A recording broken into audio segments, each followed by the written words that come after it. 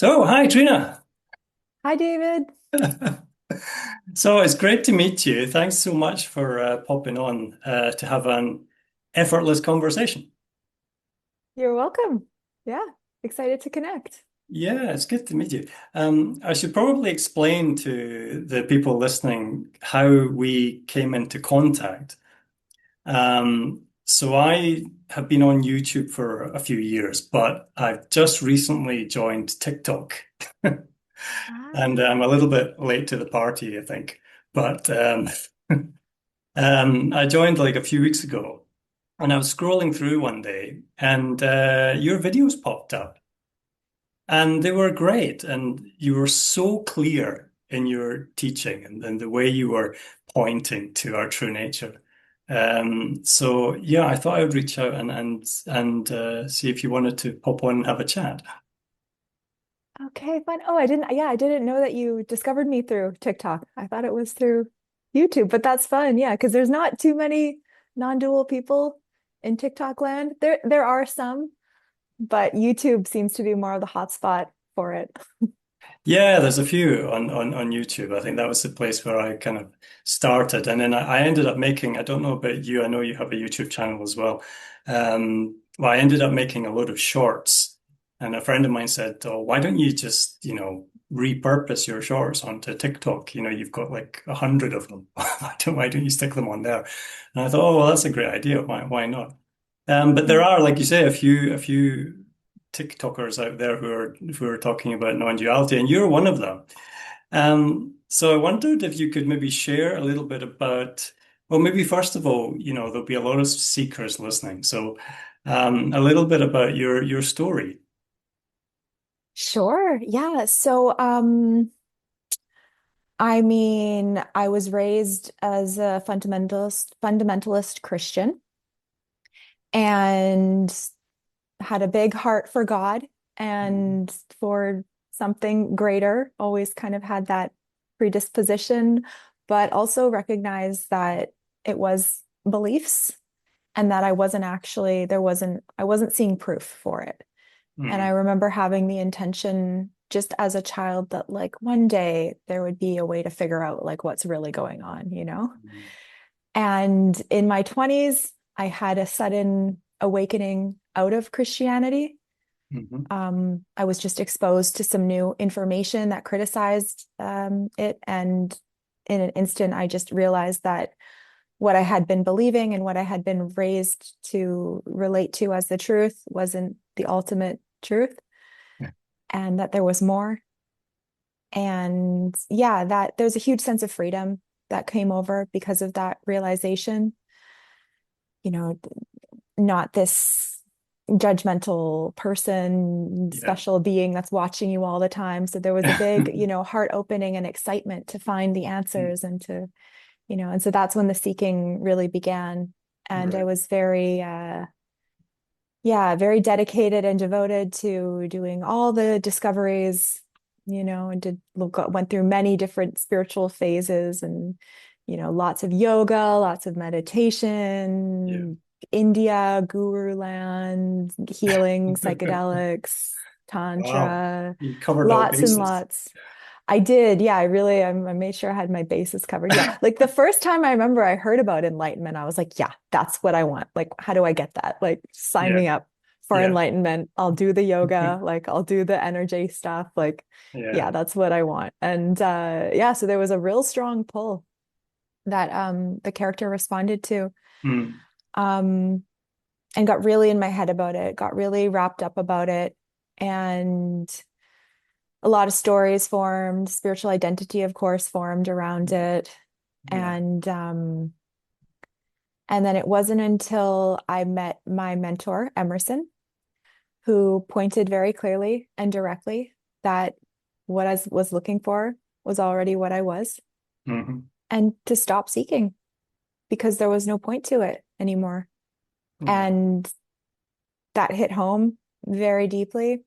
Of course, there was a lot of resistance because I had been raised with all of these beliefs, and then I had just replaced my Christian beliefs with Hinduism, Buddhism, New Yeah. Age concepts. I was dabbling in a whole bunch of different areas. And so, yeah, there was some time for those beliefs to fall away, and they put up a bit of a fight. Hmm. And yeah, as the kind of clarity began to come online, I just started sharing about it on TikTok. Yeah. I was already doing a bit of social media for a kind of side business that I had already with healing, and just started getting really popular, and people started reaching out and wanting to connect and do calls. So I set up a booking page and Hmm. just started offering calls by donation, that's still how the model that I'm working with now, which I really love. And yeah, just started getting really good at bringing people into this clarity through a simple questioning process. And it's just been such a joy. And I've recently started sharing content on YouTube, and Hmm. that's getting a lot of attraction. So yeah, that's kind of the background. That's kind of where I'm Yeah, at it's now. amazing. I love how you describe it, because it is so simple, isn't it? And the mind makes it so complicated. And it's interesting that you outlined a little bit your seeking journey, which was similar kind of in my case. I went through about 15 years of seeking. I think you said on one of your videos it was about 12 and a half years of Yeah. you were seeking, and you went through all of that.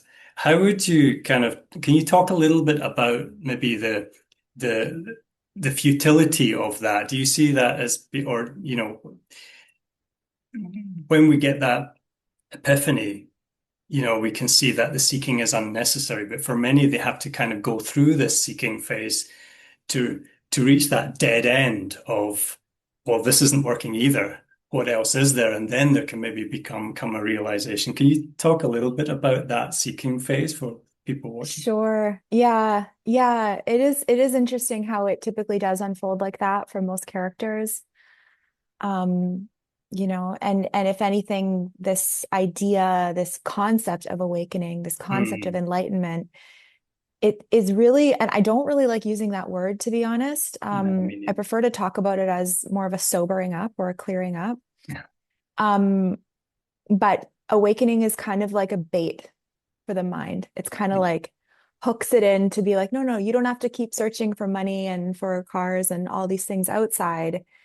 There's a space here that's already whole, right? And then the journey is presented to go into that and find it. And I wouldn't say that it's completely futile. Like there was a lot of benefit in it for the hmm, character, yeah, even though there was a lot of distortions as well surrounding it about getting somewhere. But at the same time, I see it completely as innocence. And I mean, what else are you going to do with eternity, right? You're yeah, going to play games, you're going to go on these journeys. It wasn't all suffering. There was a yeah, lot of suffering in the seeking, but there was a beauty and a depth to it as well. yeah, And exploring spiritual concepts and having different experiences and learning mentally is still a valuable part of the human experience. yeah. But the kind of like gotcha moment at the end of it, when the Hmm. universe gives you a wink and is like, haha, like you were here the whole time, like you were dreaming, right? Yeah, That is, yeah. And so yeah, what I share, it's not about a rejection of spirituality, it's not about a yeah, rejection of seeking, but I tend to work with people and resonate with people who have been long-term seekers yeah, and are really ready to find, and the simplicity of the finding is just, it cannot be emphasized enough that it is that's just right. already what it is. And yeah, in the story, it does appear sometimes that there is some preliminary things that happen, whether they're necessary or not. I mean, even necessary, unnecessary, that's just a made up concept of the mind as well, Yeah, right? yeah, yeah, So it can appear that it goes on a step and that it happens and unfolds on a timeline. yeah, But what is really kind of discovered is just what is right now, this empty, eternal, timeless yeah, spaciousness that doesn't even need to be discovered, doesn't yeah, even need to be yeah. understood in any way. Hmm. Yeah. Yeah, and I think that a lot of the things that we go through, if there's an initial seeking stage, like we can draw upon all those things when we're working with others. Yes. And it can unfold in that way. Or sometimes, consciousness can just reveal itself out the blue, as it were, and then people can be like, "Well, oh my God, what's happened there?" And then there's a kind of a research phase that happens after that to find out like what on earth has happened. It can go both. But I Yeah, love the word, exactly. yeah, And sorry to interrupt. I've talked to people like that as well who yeah, haven't really had much of a seeking background. yeah. Um, but something was able to click for them. And they're like, oh, wow, it's so obvious. How did I miss this? That's the lovely thing. I love the way you explain that so beautifully, and you use the word innocence and obvious there, because a lot of seekers well, almost all seekers get into this idea that, they're going along the seeking journey and they're going to enlightenment. And I also don't really like that word, but enlightenment will be an experience. And because the mind is programmed to experience, we're just experiencing all the time. And so the mind thinks that enlightenment, awakening must be the experience beyond all experiences, and but it's not an experience. And the closest I can kind of explain it to people is when I realized that there was no Santa Claus. It's like, I believed for years and years, like many other children, that there was a Santa Claus. And then around 10 years old, there was a moment where there was just oh, it was my parents all along. And that it's just, it wasn't an experience. It was a simple recognition of, oh, oh, that's how it is. Oh, okay. And so it was really as simple as that. It's awakening is not an experience. I wonder how Yeah, you would explain. yeah. And I've used that example before too. Oh, Like have it's you? not, yeah, for sure. And yeah, I've also used the example of like, you're in New York and you're like asking people like, how do I get to New York? How do I get to New York? And they're like, you are in New York. You're like, Yeah. yeah, I understand intellectually that I'm in New York, but I just don't feel like I'm in New York. I You're like, no, know. no, no, it's not a feeling. It's not a Yeah, feeling. You're here right now. you And you're like, actually I are. gotta keep looking. I gotta I keep looking. And know. meanwhile, you're doing an entire tour of the city. Because they want to be given directions. They want to be told, like, you get on that bus and then you take it two stops and then you get off and then you walk two Yeah, blocks and get on the train and you go a couple of stops, get off. They want to hear that. They want to hear that they need to effort somehow.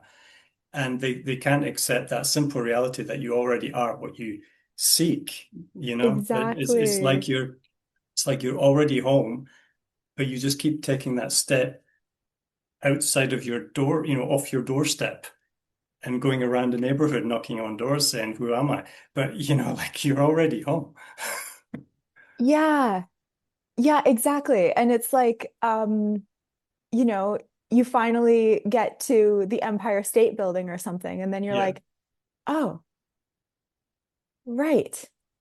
And it makes sense though, because we have been conditioned for so since birth basically that yeah, anything worth getting is worth striving for, and so we're that's right. used to Yeah, relating everything through thoughts, through interpretations and mm, words, and that's just how we're trained to navigate reality. So yeah, this is the complete opposite in a sense of how we have been oriented to function in yeah, this, society.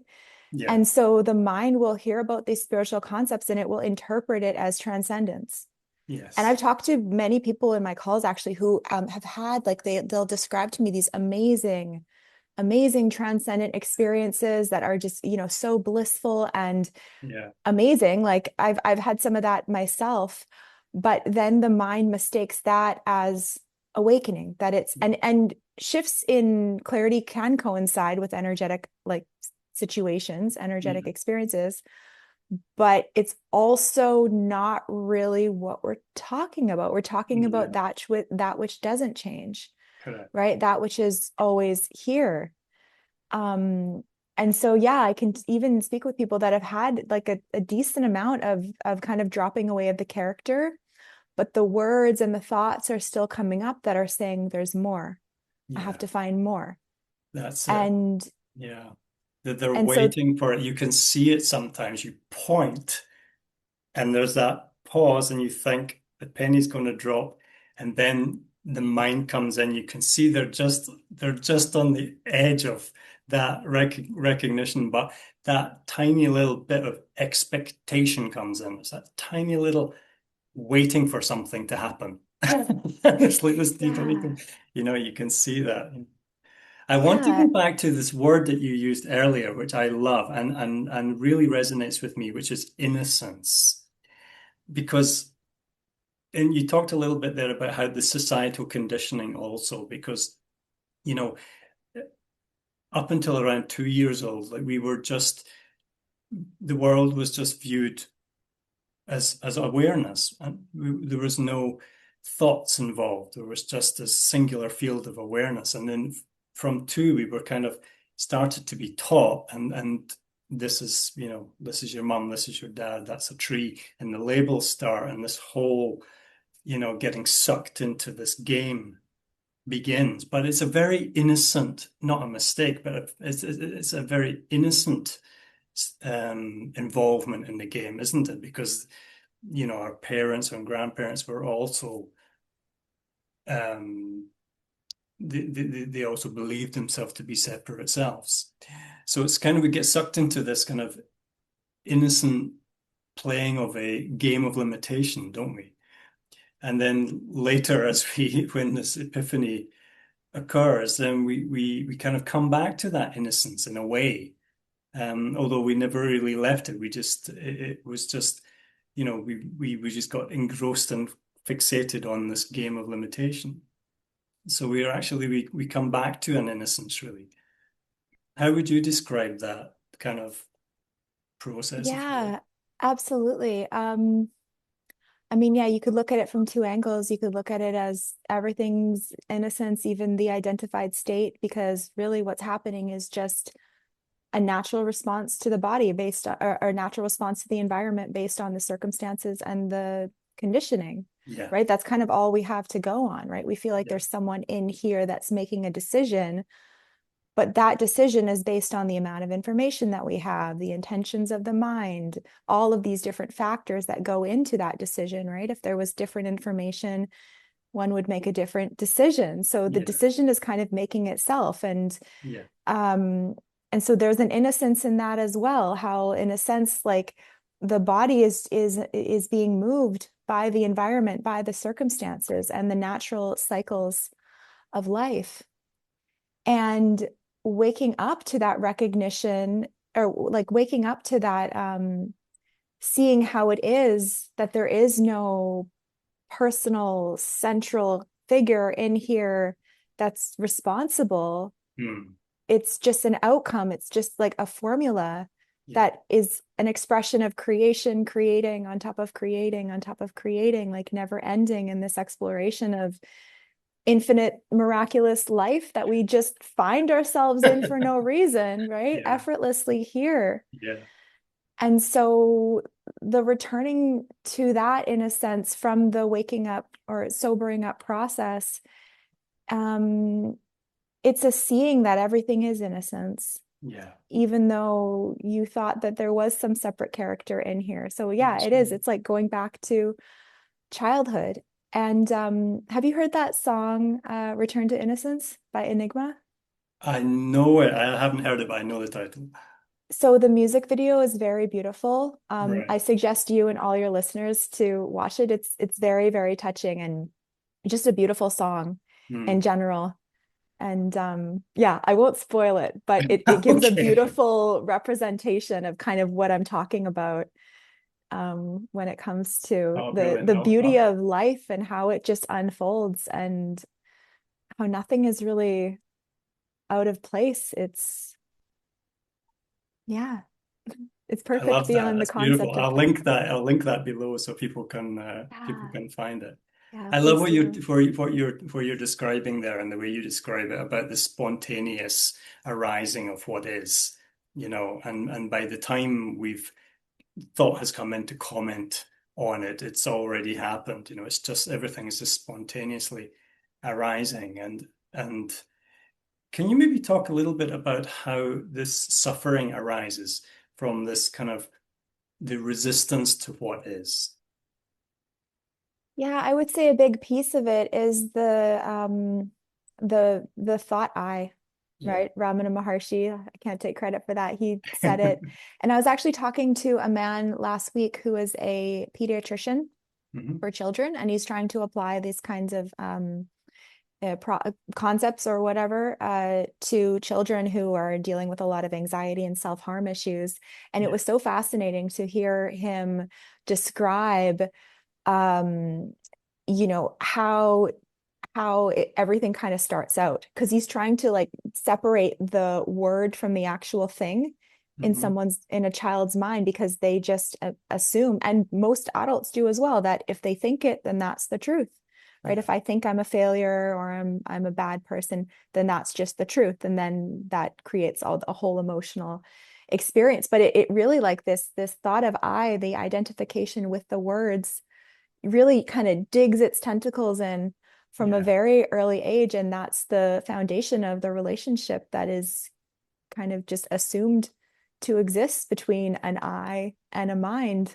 Yeah. So a lot of it is just, yeah, coming from the belief in the programs that were passed down from the ancestors, from the culture that Mm. one was raised in. So it's really just coming from words and the belief in those words. Yeah. And so, of course, when words are believed in by thoughts are believed in by thoughts, right? There's a thought that claims, I am this, I want this, I am not this. When that is taken to be one's own voice, of course, there's going to be a nervous system experience Yeah. in that through from that belief, right? The nervous Mm. system will begin to reflect and mirror that orientation that one is living as. Yeah. And so then, yeah, uncomfortable feelings come up, emotions come up, and then that feeds into more mental patterns. How can I fix this? I'm broken, I'm whatever, Yeah. and then more, and then it's just kind of like back and forth, back and forth. Yeah, it's like a closed loop, isn't it? Between the thought, the emotion, and the physical body. It's just a closed loop, a kind of I call it a cycle of suffering. It just goes round and round, and the thought can trigger the emotion and the physical reaction, or there can be some trigger in the physical body that creates a thought, which creates another emotion. It goes round and round and round, and it's only until you direct people to notice that you're not your thoughts, and that you don't have any problems unless you think about them. That you Yeah, step out of that and notice that everything is just happening by itself. The light from the window, your heartbeat, the sensations in your body, everything is just arising effortlessly and does not require any thought. And then you can engage thought if you like. You don't have to, but you can engage thought and you can comment on what's arising. But what is arising is primary. And when you can get people to do that to even a certain extent, they notice like how much energy they've been like plugging in and supplying to this cycle of thought, emotion, physical reaction, and this constant. And people often live their entire lives caught in that closed loop of suffering, don't they? totally. And a lot of the time, it is coming from the belief in time. Yeah, It's like there's all this fear that I'm going to be unsafe, but actually, in the moment, you're just sitting in your living room, correct. Yeah, right? yeah, And so and that will come up in the sessions and stuff, and I'll be like, okay, so go to the fear, but take away the past and the future right now. yeah. And most of the time, people are like, oh, yeah, it's not there anymore. And then the mind will come in and say, yeah, but what about when I go to work tomorrow? I say, yeah, but this is not work tomorrow. Where are you right now? Yeah. Yeah. Yeah. It's kind of, it's comical in a way, isn't it? I mean, and that's one other thing, isn't it? There's this when we take away that energy supply to this, life becomes much less serious because there's a lot of seriousness in maintaining this separate identity, isn't it? When that's unplugged, things become a lot lighter, particularly when you have when consciousness does reveal itself in someone. There's a that awakening moment. You see almost that energy just whoosh off them, don't you? It's almost like there's a kind of I've always been amazed by it. You see a kind of like a de-aging almost in the face. You see people Yeah. de-age by about 10 years like that. Yeah. Yeah, I just before the call, with you, I had a call before with this man Mm, who was kind of very scientifically minded yeah. and just brought him through, and it was so beautiful. I hope he's gonna let me post the video. I asked him, he said he's gonna think about it. But but yeah, it is just such an honor to witness people waking up to that and the Yeah. simplicity of it and the kind of the lightness and the silence as well and the peace that follows Yeah. and the registering of thoughts as just kind of impersonal words that are just Yeah. popping up and not me anymore, like not so sticky. Yes. And then it's like, oh yeah, it feels nice to just be. Yeah. There's nothing actually missing. I just imagined that there was. That's right. I love that word sticky as well because you do notice like when you remain as as the silence of the stillness of our infinite nature, and then from that perspective, you really start to notice the subtlety of the stickiness, don't you? Even the tiniest little sensation and thought that wants to kind of draw you back into the mayhem of, and you notice that sort of stickiness and you notice that it's all just being imaginary. It's all just part of the illusion. And one of your videos, actually, I saw a few days ago, I really liked when you talked about it, kind of inspired me to do a meditate. I made a little short YouTube short, a meditation on it, which was the fact that, everything, even awakening, is a concept. Awareness is a concept. And I loved how you pointed out, like all the things that spiritual seekers take as being the holiest of holies is actually a concept. And that Yeah. even duality and non-duality are concepts. We use non-duality, if you like, as a means of extracting you from this idea that there is dualism. But when truth is recognized, like both can be dropped completely, and there you are. So I Yeah. loved how you talk very clearly about. I wonder if you could explain a little bit about those, describe a little bit more about how everything is really conceptual. Okay. Yeah, and that's a big place that the illusion hides, especially on the Yeah, spiritual seeking journey, because we correct. come into, we learn about these concepts about the ego and about how the thoughts are this, and we've got to stop the thoughts and calm the mind. But then that just becomes another layer of ego, right? Yeah. That's trying to stop the mind, but both are thoughts. Even the one that's witnessing the thoughts is a thought. And it's funny now that I'm putting up more content on YouTube where all the hardcore non-dual seekers are. It's like the biggest burn that non-duality people can give to each other is, oh, you're stuck in ego, right? I get that a You lot gotta sometimes. you gotta watch it. If you're on YouTube, you gotta watch out for the non-dual police. Oh yeah. I've I've Because you'll not encountered be some of immune. them. You'll get arrested, I'm sure. I know. Well, I see haters as a sign of success, right? If Yes. you're attracting them, you're doing something right. Yeah. Yeah, so we get really wrapped up in it, and then we make this concept of the ego the bad guy, and this idea that we have to transcend it, and that duality is, less real, and we've got to get to non-duality. And, we hear concepts about the relative and the absolute, and Yeah. absolute good, relative human, relative not so good. And so, of course, that forms a whole structure in the mind, when the mind's always looking for reference points, right? It's Yeah. always looking for a place to kind of put its stick in the mud and say, this is how it is, right? I want black and Yeah. white. I don't want the duality. I want the non-duality. Yeah. But what begins to be seen as really the seeking winds down, because once it is seen that you are already it, like there's nothing to seek. It's right here. And once that is Mm. recognized and accepted in some way, there's a space that can start to open to see all of the different mental constructs that were hiding in all of the little nooks and Yes. crannies and stuff that you Yeah. just assume to be real. And then at the end of the Yeah. day, it's like, yeah, there's no duality, there's no non-duality, Yeah. there's only what is, right? Yeah. That's still an interpretation that the Yeah. mind is layering on top of That's right. what is effortlessly here already.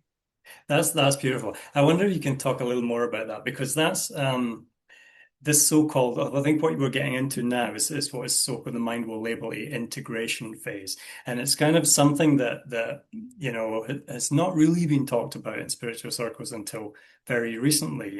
This spiritual seekers were led to believe that, you're seeking enlightenment, and once there's enlightenment, boom, everything is unicorns and rainbows. And and then that's it, you know. Um, and which is to a point, obviously the hallmarks of awakening, if you like, is the end of seeking and no more doubts about what you are. Um, but that doesn't mean there's still not some programming that still needs to be kind of worked its way out. Um, and this integration can happen, it plays itself out in different ways for different people. I think it can take, so awakening is really a sort of there's maybe an initial epiphany, but awakening is sort of ongoing. So Yeah. would you be able to talk a little bit about what we kind of loosely call this integration phase? Yeah, for sure. Yeah, great question. Because yeah, it maybe can seem a bit paradoxical because what we're Mm, searching for is in the time is the timeless is already here, yeah, but for that to be fully lived as, it's really a never-ending, unraveling, yeah, you know, process, if you want to call it like that, unfolding. mm, But it's more about just stripping away the layers that were not actual representations of this direct clarity, yeah, stripping away the resistance to yeah, what is by made up programs made of words. And so yeah, when I like in and this is why I love the one-on-one work so much. Like I find it to be so effective rather yeah, than somebody sitting on a stage kind of giving generalized information to a group of people or writing a book. Because when you're working with someone in the one-on-one setting, yeah, bringing them into the clarity, it can be a huge, beautiful moment. But the mind will often want to come back and form a whole story about yeah, its own demise, right? Oh, mm, this is going to take a long time, or oh, I'm coming out of brainwashing, and want to make a whole story about that, about a future, about it wants to do something, right? yes. It's like, put me in the game, coach, put me in the game. I want to play, right? It wants a job, it wants to stay active. And so it will spin all these stories about the future and how you need these concepts in order to be Yeah, what you already are. yeah, And so when it comes to integration, I do typically, I mean, some people don't even ask because mm, it becomes just so obvious. yeah, But with many other people, yeah, it can take time, and myself included. There was a lot of resistance that came up and a lot yeah, of doubt because I had so much expectations in my mind about what this would look like. yeah. And so, yeah, in a sense, there was some time that was needed for those to die off and to be seen through. Yeah, you get quite sort of So what I in my case, recommend it was you're kind of typically, discombobulated, aren't you, for a while?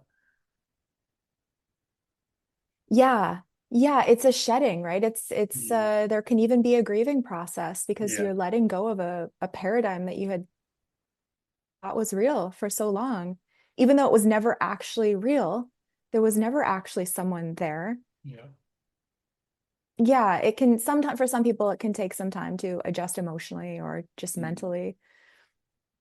But what I typically recommend people is to notice first and foremost when the mind is trying to pull them into a story surrounding the future. Do you know what I mean? That's a pretty clear sign that you're back in story, that you're back in thought rumination. And there's nothing wrong with that, right? You still are this freedom, this empty space, regardless however it's appearing, right? Even the thoughts are it, even the identification with the thoughts are it. There's nothing wrong with it. Like, don't make anything wrong. mm, But to the mind that has been so trained to see things as black and white, and I got to have no thoughts, and I got to be equanimous and this and that, that's when, I would suggest people to do more one-on-one sessions just so those thoughts can be, gently pointed out and exposed for what they are, which is Yeah. just made up words, made up expectations that somebody else told them, and that's what Yeah. I needed. So I Yeah. can definitely relate to Yeah. the doubt of it's like, okay, it's just this, right? How do I maintain this? How do I keep this?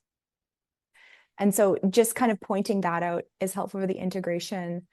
And then also I will encourage people as well to just orient themselves in a sense to what's here without language, Hmm. to just experience the reality without the words. Yeah. And this is a Without bit label. different than the whole abiding in awareness practice because that was more about the mind going into awareness, or at least that's how I took it. And many people that I've connected with interpreted that pointing. But this isn't about the mind doing anything. This is about recognizing what's here when there's no words, when there's no translation of Yeah. reality, when there's no I needing to do anything. Yes. And it's always there, isn't it? It's always available. It's what you are. It's the never-changing reality of, which allows this ever-changing world to be perceived. And it's always there. And there's nothing wrong with going into the character. Like like we couldn't really function in the world without going into the character a bit. Like if somebody, I always give the example of like if an Amazon delivery guy comes to my door and says, knock, knock, are you David Farmer? I'll say, yes, I'm David. Hi, thanks for my package.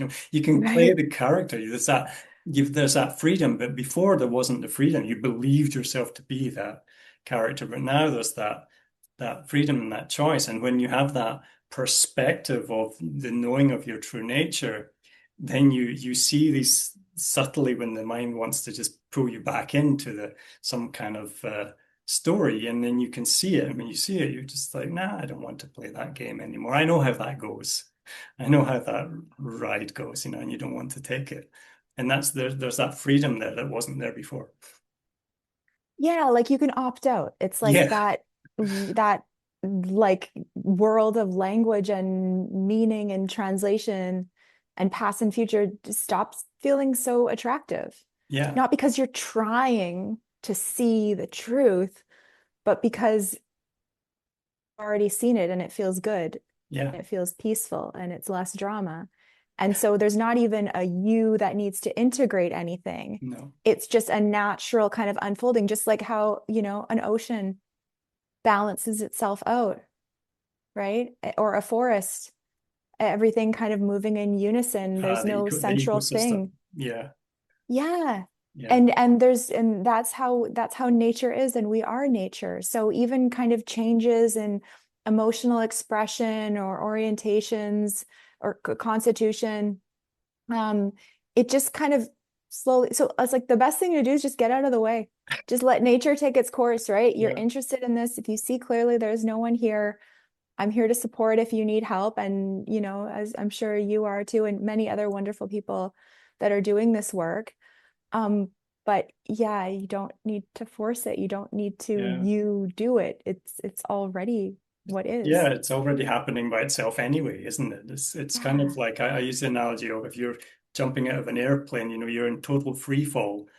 All this kind of grasping is to no avail, it's just you're in total free fall anyway. There's nothing to hold on to. Yeah. Yeah. you know. But I love the way you talk about this balancing out. If we imagine it like our own kind of this sort of internal ecosystem, if you like, the balancing out of the thoughts and the emotions and things. So in a way, I don't know if you would agree with this, that we kind of become more human.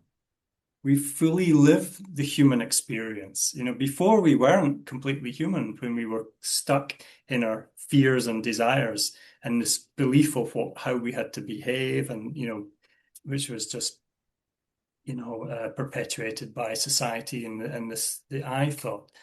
Um, but when awakening, then there's no resistance, and then so consciousness just expresses this itself fully, and so you become like properly human.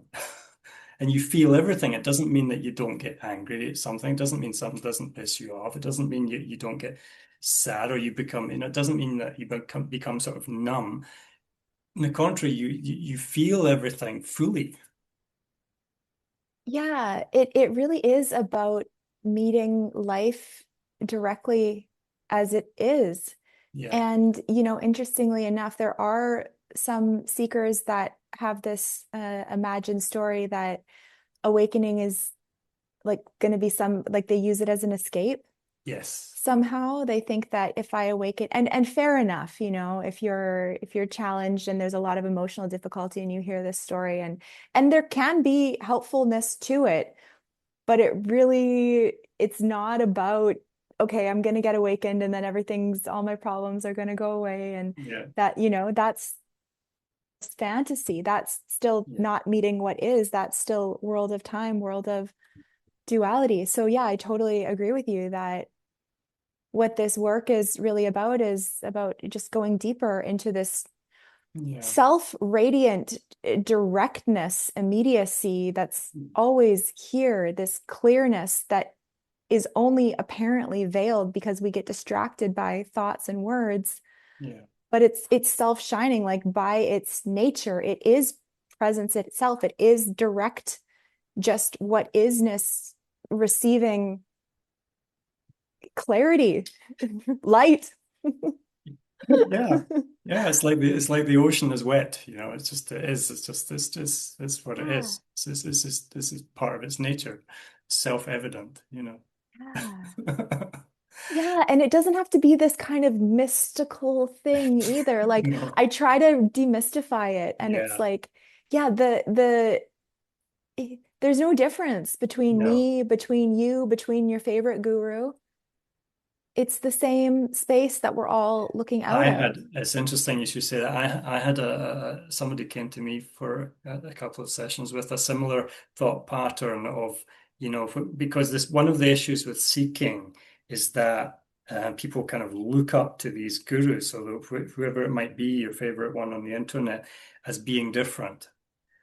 And then upon self-realization, they then think, oh, but I'm still not as good as so and so guru or so and so guru.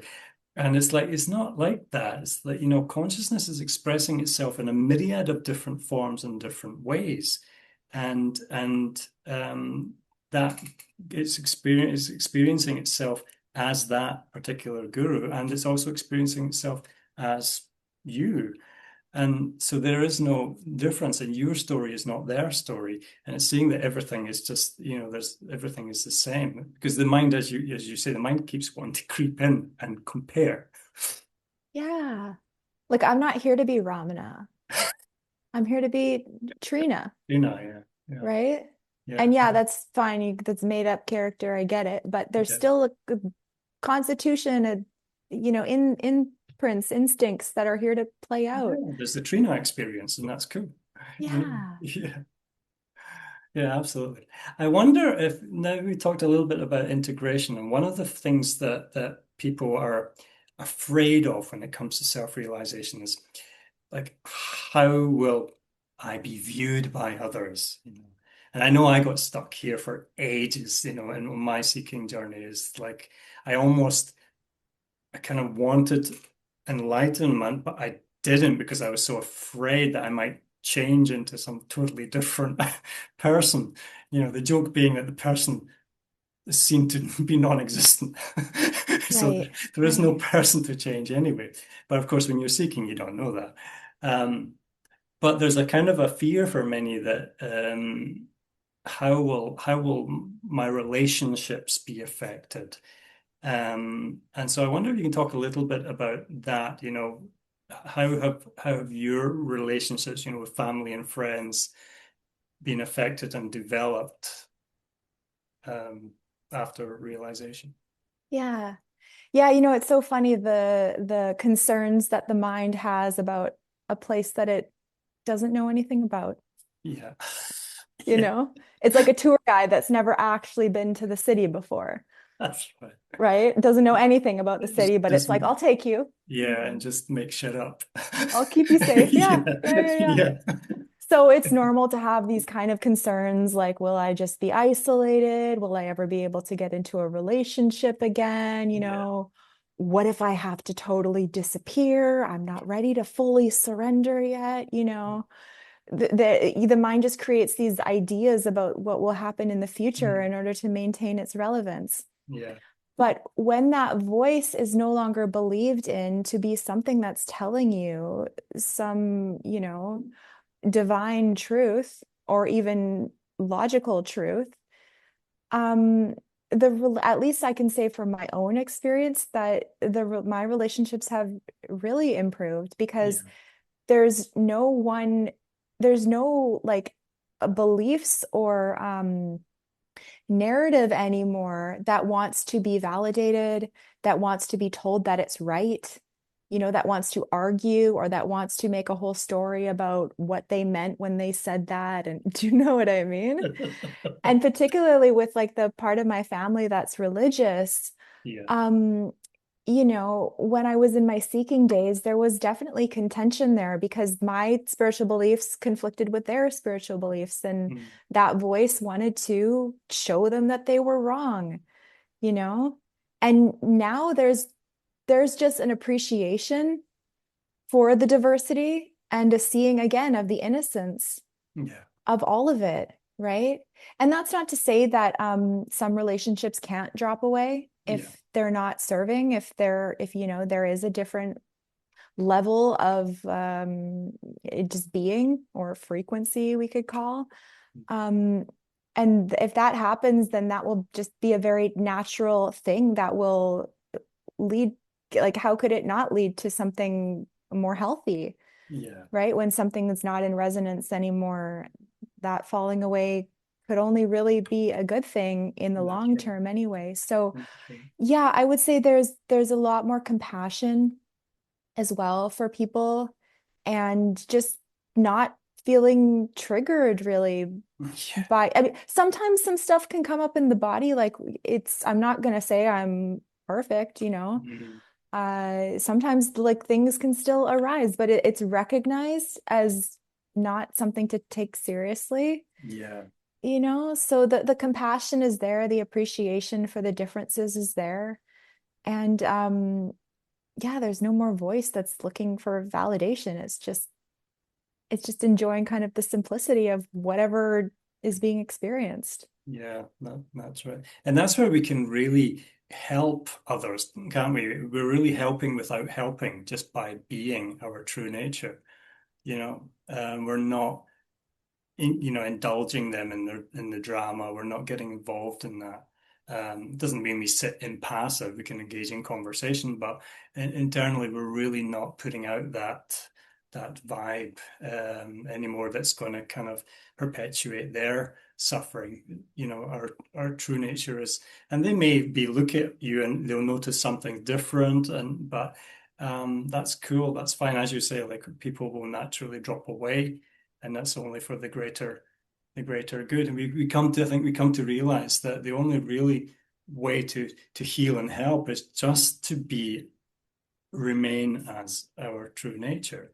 And there's an influence there, and any change that is meant to happen happens through influence rather than, as you said, have this need that the mind has of instructing people that they're right and they're wrong.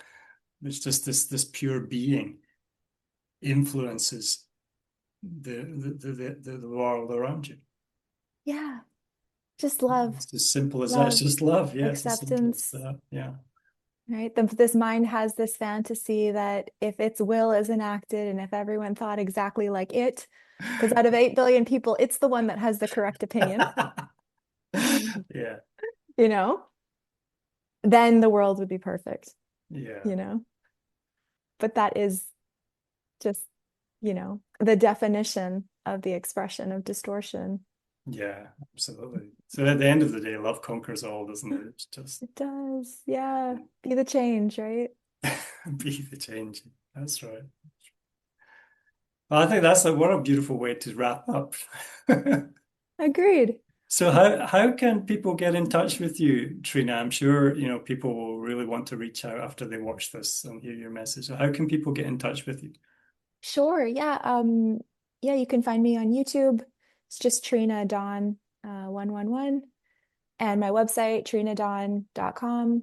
I offer one-on-one sessions to help clear people up and bring them into this timeless space. And it's such a pleasure. So, yeah, would love to hear from you if this resonates. Yeah, I'm sure it will. I'm sure it will.